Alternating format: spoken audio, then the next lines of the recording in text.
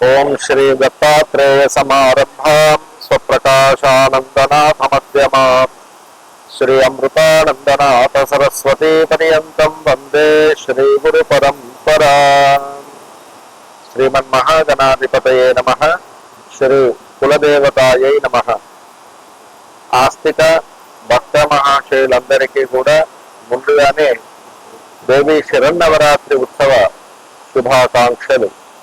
శ్రీ శ్రీ శ్రీ త్రిశక్తి అష్టలక్ష్మి దశమహావిద్యా కామాఖ్య దేవాలయం, శ్రీ కులపీఠం కామాఖ్యాపురం మందమరి. శ్రీకులపీఠంలో దేవి శరన్నవరాత్రి ఉత్సవాలను పురస్కరించుకొని 22 తారీఖు మొదలు విజయదశమి 2వ తారీఖు వరకు దేవాలయంలో జరిగినటువంటి అమ్మవారి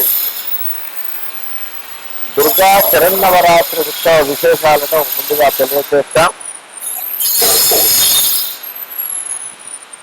దేవి శరన్నవరాత్రి ఉత్సవాలలో భాగంగా 22వ తారీఖు ఆశ్వీజ పాఠ్యమి సోమవారం రోజు బ్రాహ్మీ ముహూర్తమున అమ్మవారికి మేలుకొలుపు సేవ,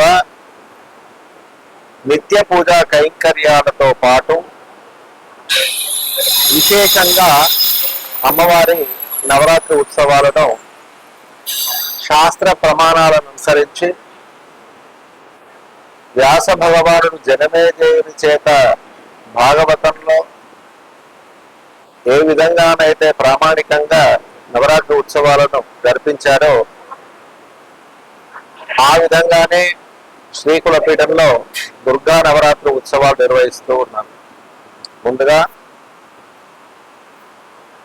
నాంది గౌరీ గణపతి పూజ, పుణ్యాహ వచనము, అఖండ దీప స్థాపన, అంకురార్పణము, ధ్వజారోహణము మరియు స్థాపిత నవగ్రహ మండప, యోగిని, క్షేత్రపాలక, పంచలోక పాలక, సర్వతో భద్ర మండప, దుర్గా యంత్ర, చండీ యంత్ర, బ్రహ్మకలశ స్థాపనలతో పాటు నిత్య చండీ, రోజు చండీ యాగం జరుగుతూ ఉంటుంది. మండపారాధనల తదనంతరము చండీ మహాయాగ కార్యక్రమం, నిత్య కూష్మాండ, అన్నపిండ, మాష పిష్ట గది బడి ప్రధాన పూర్వక పూర్ణాహుతి కార్యక్రమం ఉంటుంది. తదనంతరం విచ్చేసినటువంటి భక్త మహాశయులందరికీ, దీక్షపరులకందరికీ కూడా శ్రీకులపీఠంలో అన్నప్రసాదం, అన్న సంతర్పణము కార్యక్రమాలు జరుగుతూ ఉంటాయి. తిరిగి సాయంకాలం ప్రదోషకాల పూజ, అమ్మవారికి శ్రీచక్ర నవావరణ పూజతో పాటు కుంకుమార్చన స్త్రీమూర్తుల చేత నిర్వహించడం జరుగుతుంది. 8:30 లలితా సహస్రనామ పారాయణం మరియు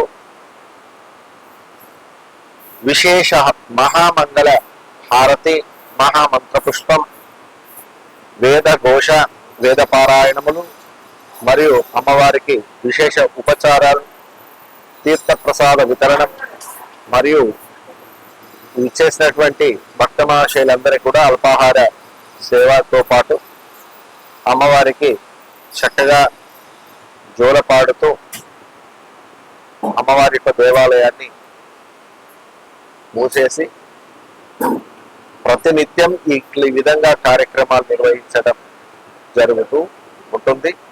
పోతే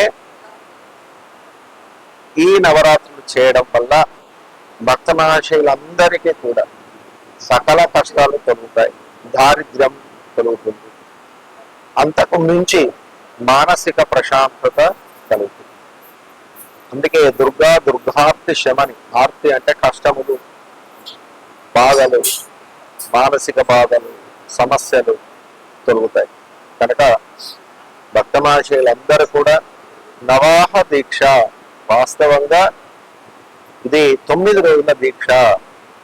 మేము 3 రోజులు చేస్తాం, మేము 5 రోజులే చేస్తాం అనేటటువంటి ఆలోచన చేయకుండా సంవత్సరానికి 365 రోజులలో అమ్మవారికి ఒక 9 రోజులు ఇస్తే ఏం పోతుంది. చక్కగా ఆ 9 రోజులు అందరూ కూడా ఈ భూలోకాన్ని మరిచి మైమరిచి అమ్మతో స్నేహాన్ని ఏర్పరచుకోవడం. భక్తి అంటే ప్రేమ, స్నేహం, భగవంతుడితో స్నేహపూర్వకంగా మెదిలేదే భక్తి. కనుక ఆ స్నేహ భావాన్ని పెంపొందించుకునేటటువంటి, ప్రేమ భావాన్ని పెంపొందించుకునేటటువంటి గొప్ప సమయం శరన్నవరాత్రి.